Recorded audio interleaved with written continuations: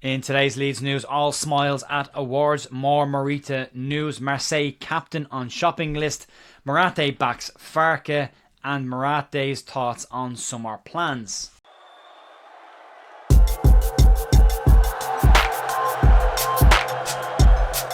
Hey folks, Ger here, Monday morning the 5th of May with your Leeds United news. Today that the parade will take place around Leeds as Leeds parade the Championship trophy after finally getting over the line at the weekend and making us all wait a little bit longer than we would have liked it, but doing it the Leeds way, but doing it in some style in the end. 100 points for Leeds United, champions of the Championship and going back to the Premier League in a massive summer ahead of Leeds, and we'll talk a lot about that today. But last night was the tying of the bow in a very successful season for Leeds United at the awards night. The awards likely went in the direction that most people will have thought. So Leeds Japanese international Ao Tanaka picked up 2 awards on the night, picking up the Players Player of the Year award alongside picking up the Goal of the Season award for his goal against Hull City earlier on this year. It's not bad for a debut season of a £3 million player that came in from the second tier of the German Football League and not clocked up 45 appearances and had a hell of a season for Leeds United this year. Daniel James picked up the Player of the Year award as voted for by the supporters, which is a tremendous award for him to pick up. 12 goals and 9 assists in his 36 games, and a new song as well for Daniel James this season. So great to see his season end in such a high.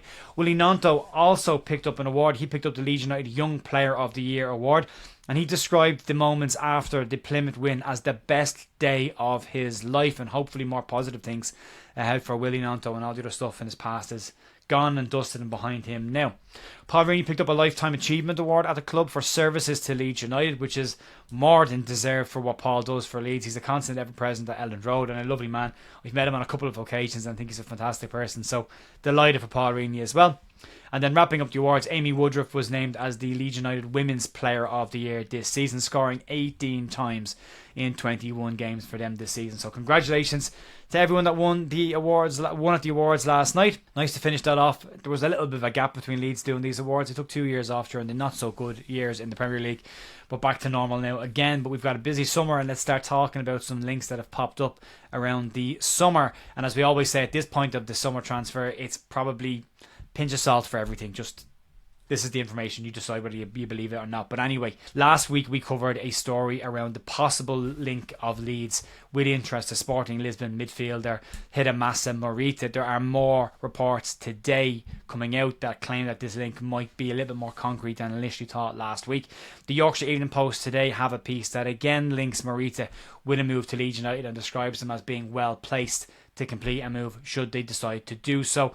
Report also says that it was all dependent on promotion before Leeds even looked at this, but now that this season is done and Leeds have secured that promotion, Leeds will look to move quickly in the summer market to get things done. Morita has got a £45 million buyout clause in his contract, but he is in the final season of his current deal, and Sporting Lisbon are playing a bit of chicken with the player to see if they can force him into signing a new deal by not allowing a move and trying to run down his contract till the end of next season. That's one side of what they're doing. The other side of this split appears to be that they could be willing to sell the player for around about £8 million should an offer come in for him now, and Leeds are said to be preparing an offer and looking at that situation right now.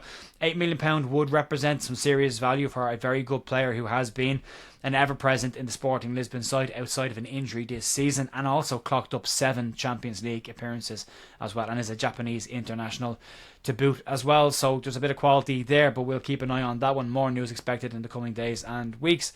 And we move on. Talk about another link that's come out today from Alan Nixon, and he is reporting that Leeds United will look to bolster their defensive options this summer and look for more players to come in to give more cover to the right central back position, specifically where Leeds currently only have Joe Rodon. In the report, it claims that Leeds are interested in Marseille captain Leonardo Balerdi. Daniel Farke has said that the club will have a busy summer and are planning already, along with Parag Marathe, who said the club have been spending the last 6 months putting together a shortlist for Premier League level players. Nixon's reporting that Leeds are looking at more competition and cover for that position in the defence, and they claim that Balerdi has been targeted as a key player for Leeds this summer. The 26-year-old is said to be keen on a move to the Premier League, which might help Leeds with this situation, and a fee of about £20 million is said to be enough to get a deal done. Balerdi has been described as a rock at the heart of Marseille's defence this year that has seen them qualify for the Champions League, but the fact that he's interested in a Premier League move may leave the door open for Leeds United to step in here and get a deal done, but very much on that case, one to watch. Let's move on and talk about the news that came out over the weekend around Daniel Farke. And there has been constant speculation, some very hatchety pieces written by some publications over the last couple of weeks, last week or so specifically, on the future of Daniel Farke. But that speculation can now be put to bed after yesterday Parag Marathe gave his backing to Leeds United manager Daniel Farke. Yesterday Parag Marathe said that he was ending the speculation and Daniel Farke was his man. And speaking to numerous publications yesterday, Leeds chairman Parag Marathe shared the moment that he fell in love with Daniel Farke, saying the following: "When he told you that he was 100% confident we were going to the Premier League after the draw against Swansea, he believed it and I love him for it." Marathe continued by saying, "He's such a calming force, a calming presence would be an understatement. He's a calming force for supporters, for players, for the club, a superpower. He has that conviction and belief. We stay in touch all the time and I told him privately that I'm looking forward to moving forward together. I didn't feel like it was my time to speak because somebody wanted to put out a rumour or whatever."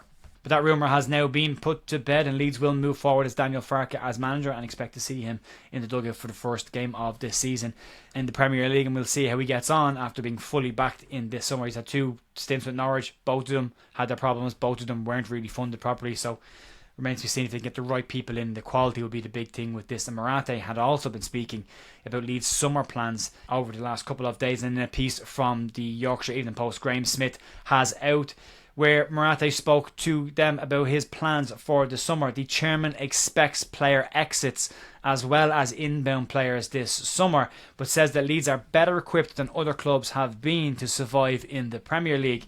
Marathe was reluctant to talk about specifics of summer plans, but said that they will give Daniel Farke everything he needs to be a success. When it comes to the upcoming transfer window, Marathe was asked if player sales would form part of the plan to allow Leeds more profit and sustainability headroom, and he said the following: "I'm not ready to go into that, but yes, your speculation is probably right. It's going to be a mix of seeing if there are inbounds along with outbounds, and that's probably accurate. But really not ready to go into it in more detail than that, but we are looking at maximising what we can do, and so that involves the whole bag, ins and outs." In the piece, Marathe describes this summer as the most important summer for decades for Leeds United, and they need to get this right. And he's not wrong by saying that this is a fundamentally vital window. This gap between the Championship and the Premier League is getting bigger and bigger every single season. Leeds need to get into the Premier League, but also establish themselves as a Premier League club in the process. But Marathe said Leeds will spend every penny that they are allowed to in order to fulfill this. And he said the following: "You've got to nail your transfers, you've got to nail the players that come in and really fit the style of play that you want to have, that fit the club and play together cohesively. I think that's really important. Some lessons learned from the 3 years when I was sitting as a vice chairman, watching us do what we did those 3 years. No doubt we had tremendous success in the first season in the Premier League, but we weren't really thinking about building a plan for multiple years. We were just sort of pay as you go, fly by the seat of your pants. And I think that's probably something that these clubs, whether it be Bournemouth, Forest or Aston Villa, they're building a multi-year plan." Marathe went on to say that a single year focus of next season doesn't take away from what would need to be a multi-year plan going forward. And he said that next season is all about survival first before you can then move on to establishing yourself as a club. And we've seen with Forest and Aston Villa that first couple of years can be tricky. We obviously had a very good first year the first time we were there, but the following 2 years, lack of investment, lack of strategic planning led to Leeds falling apart and bringing the wrong players in, and Leeds falling away and back down to the Championship, which can't happen again if Leeds are serious about establishing themselves as a top tier club, and if the 49ers are serious about backing this Leeds United side to be a big club. And the investment's going to need to be there, and they're going to have to be creative around commercial deals to make sure they've got as much possible revenue as possible, as well as get rid of the players that are on the periphery of this Leeds squad, are on loan at the moment, and try and get as much money as you can in for them as well to help with some new upcoming players in the summer. Folks, that'll be it for me today. Enjoy the parade, enjoy the celebrations. I'll be back in the morning for more news, and we will have a little look back at the season tomorrow night on the podcast as well. You can check that out if you want to, and I'll see you then. Enjoy the rest of your day. See ya. Bye.